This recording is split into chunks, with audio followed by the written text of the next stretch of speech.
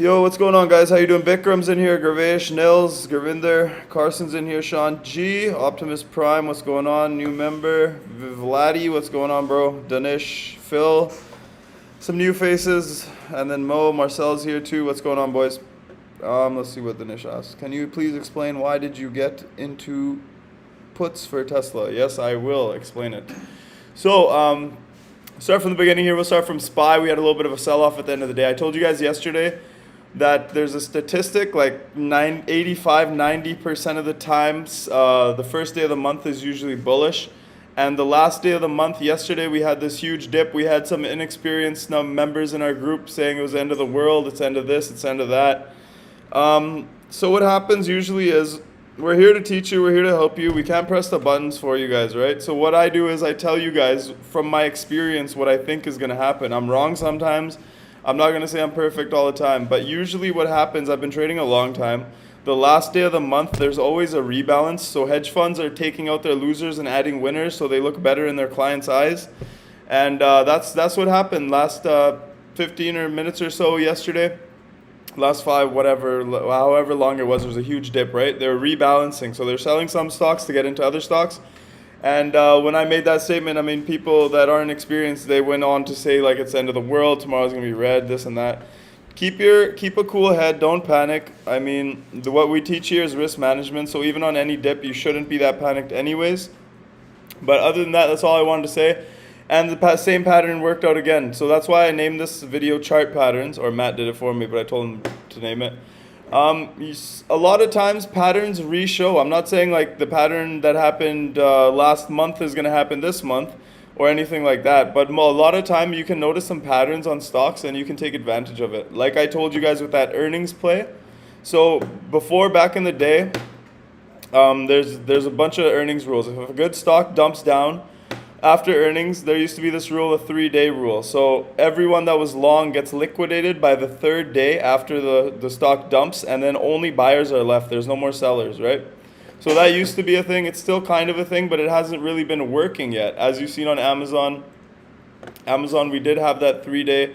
So we had 2 days after the gap down, all the sellers got liquidated here, and then the stock bumped up. It went up like 35 points the 3rd day. But then we continue to roll over, and I seen something right somewhere. 1 second.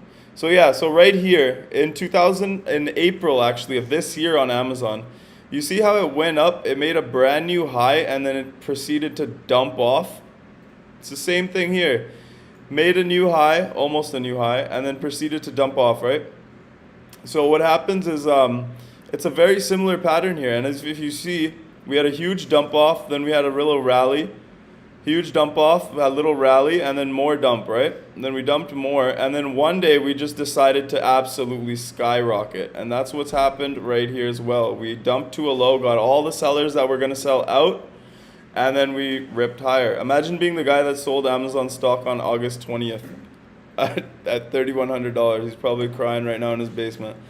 But yeah, so just watch the patterns. There's another reason why I say watch the patterns is this. Let's open up another one here.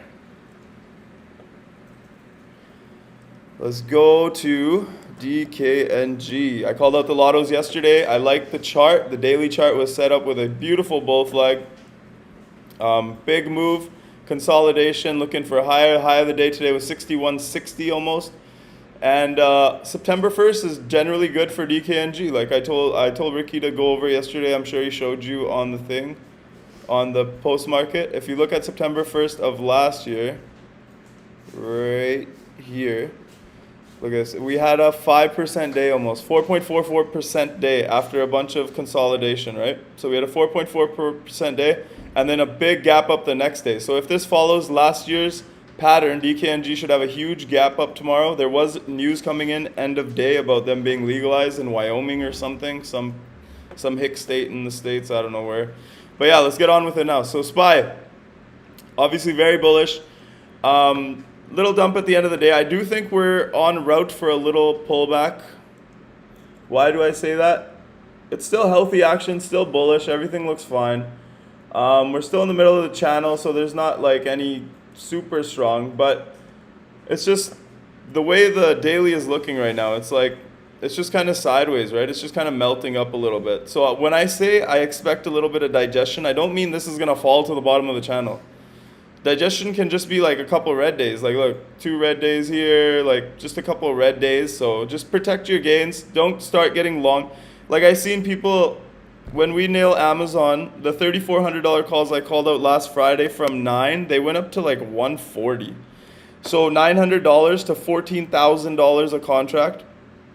And then people were adding now. Like, if you added Amazon today, then you deserve. If you didn't take profits in Amazon today, you deserve to lose money. I'm sorry to say it.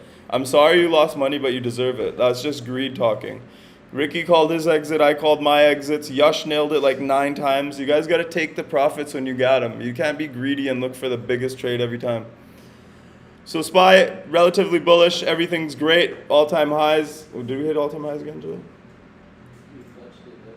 453.11 was the high today. That's all-time high. 453.07 was the previous high.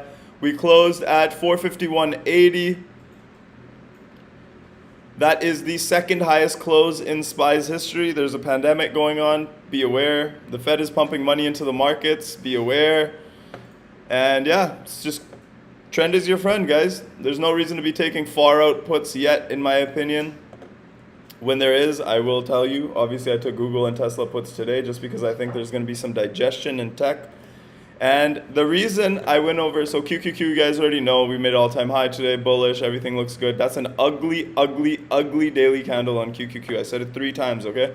So right now, what I see is, why did I exit some tech and say financial should be up next? Let's go over it right now. So today, what happened in XLF? Look at the bottom on XLF today. Look at the 21-day moving average is at 38.03, okay? And the bottom on XLF today was 38.05, and we bounced from there, okay?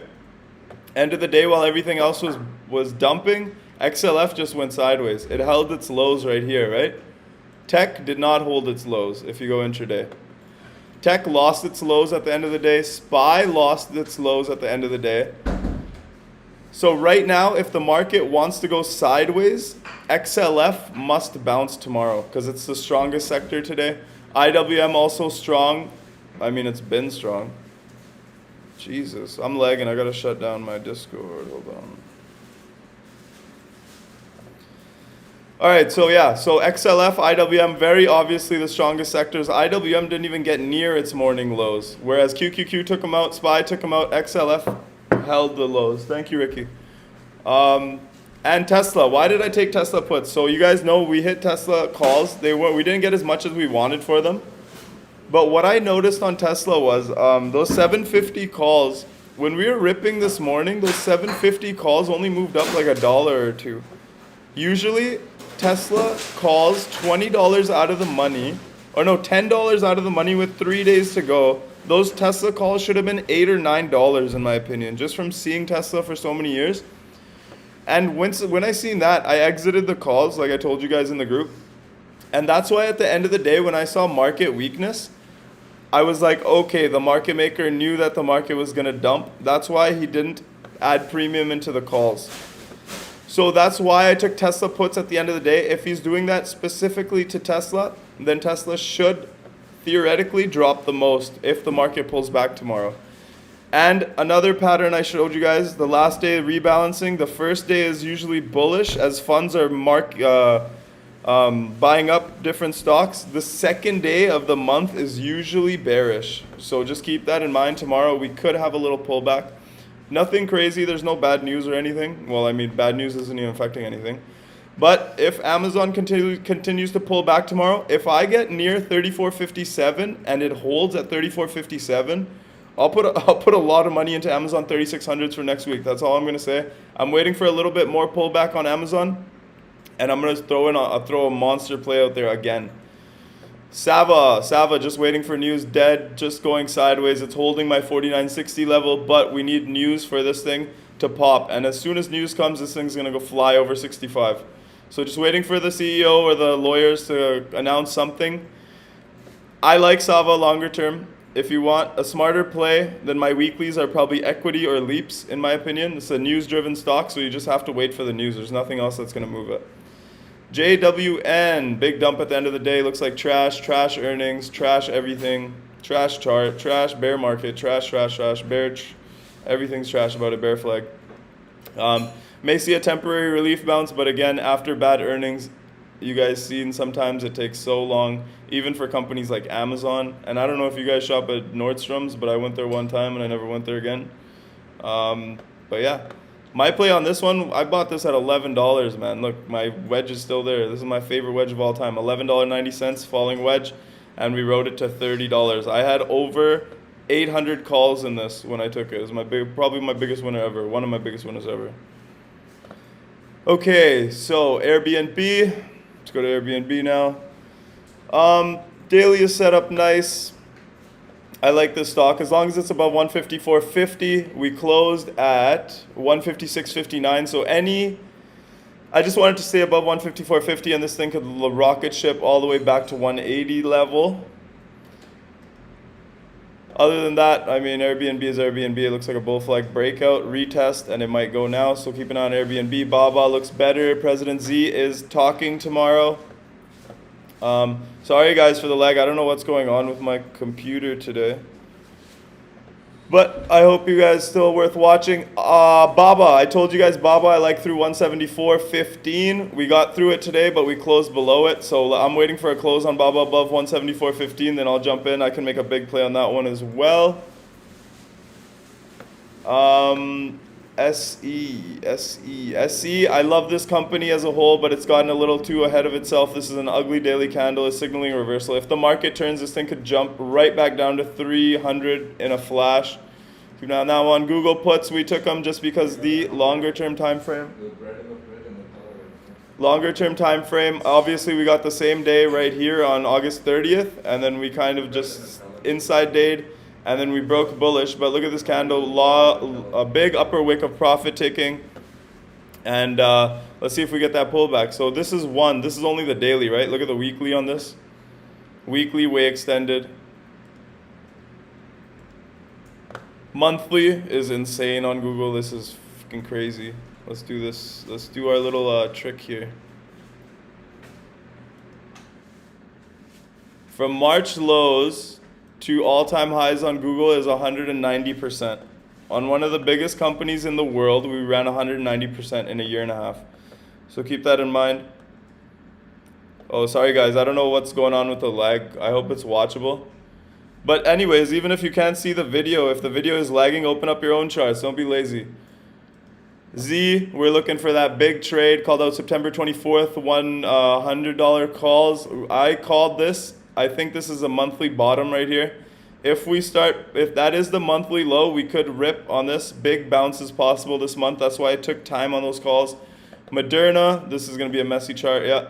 Told you guys 387. I even have it written down from yesterday. So if you guys keep asking me the same questions during the day in the chat, it gets annoying. Like just watch aftermarket or pre-market. It's written right here. Avoid until it's over 387. What did it do today? It got over 387. So the next level up is 393, then 397, then 400. So keep an eye on Moderna. It did close above 387. That's all that matters. Tomorrow it could run to 393 and 397, even 400. Let's see what happens. ASTS called out leaps on this one at $1.30, I believe. They're already almost 350. So this one we have till February. Chart looks fantastic. Bull flag, space company, whatever. Do your thing. I'm holding mine for a while, but make sure you manage your own account. AMC 30-minute chart on support. Other than that, I have it written down right here. Close above 44, and then we need to break above 47. We have closed above 44, but we have not closed above 47. So a close above 47 on AMC should run it to 65. Other than that, nothing much. DKNG, we already went over the pattern from last year. Beautiful bull flag. The magic number for DKNG is $60.37. We need to close above $60.37 on DKNG, and we can run all the way back to previous highs. We can do skills, Fubo. I'll do a couple extra, but I'm lagging here, you guys. I don't know how much it's going to help you guys. Do CRM for Marcel. I will do. So yeah, so just going over that Tesla that you guys were talking about. The only reason I did it was because of the premiums. It was completely premium trade. Show Ruiz. What else you got? Tesla already did. There's ants here. What else we got? I'll do skills, and I'll do Fubo, and then I'm done. Come on. Alright, so there's skills, and I'll do Fubo, and I'll do those 4, and that's it. Alright, so going over Fubo first. We'll go to the daily. Let's see if I have any drawings on here. I always have drawings on every single chart already. What do I have drawn here? It looks like a very smart drawing. Okay. So yeah, it's very clear right here. I have on the weekly 34.35 is needed for a weekly breakout. You go out to the daily, a lot of volume here, lots of volume here. There's a little gap here. So I like the close today. Tomorrow, if we get over 30 bucks on if we get over 30 bucks on Fubo tomorrow, we can run to this high over here. Or this big volume shelf at least. So 30, we need to close above 30. Other than that, I mean, it's up 4 days in a row. That's tough for me to buy. But if it gets over 30 bucks, we can run all the way to 31.71. And then 34.35 is the big level. 34.35 is a big weekly breakout on Fubo. So keep an eye on that. You can set, actually I'll just set an alert right now.